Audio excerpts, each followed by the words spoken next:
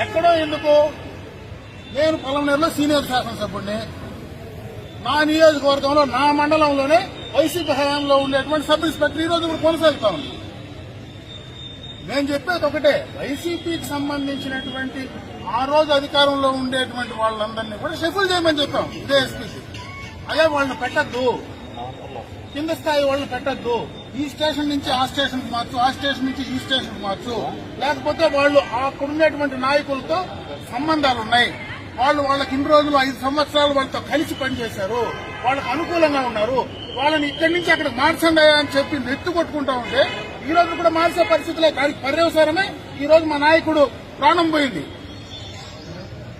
ఈరోజు అధికారంలో ఉండి అసలు మేము మా నాయకుల ప్రాణాలు కూడా కాపాడలేనటువంటి పరిస్థితికి ఈరోజు మేము వస్తే ఎక్కడికి వెళ్లాలని మాకు అర్థం కావట్లేదు.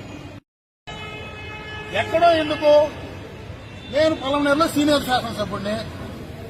నా నియోజకవర్గంలో నా మండలంలోనే వైసీపీ హయాంలో ఉండేటువంటి సబ్ ఇన్స్పెక్టర్ ఈ రోజు కూడా కొనసాగుతా ఉంది. నేను చెప్పేది ఒకటే, వైసీపీకి సంబంధించినటువంటి ఆ రోజు అధికారంలో ఉండేటువంటి వాళ్ళందరినీ కూడా షఫుల్ చేయమని చెప్పాం ఇదే ఎస్పీకి.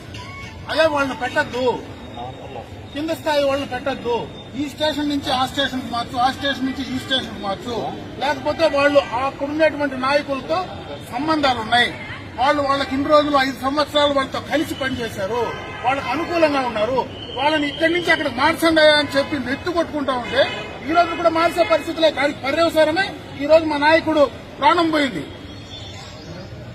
ఈరోజు అధికారంలో ఉండి అసలు మేము మా నాయకుల ప్రాణాలు కూడా కాపాడలేనటువంటి పరిస్థితికి ఈ రోజు మేము వస్తే ఎక్కడికి వెళ్లాలని మాకు అర్థం కావట్లేదు.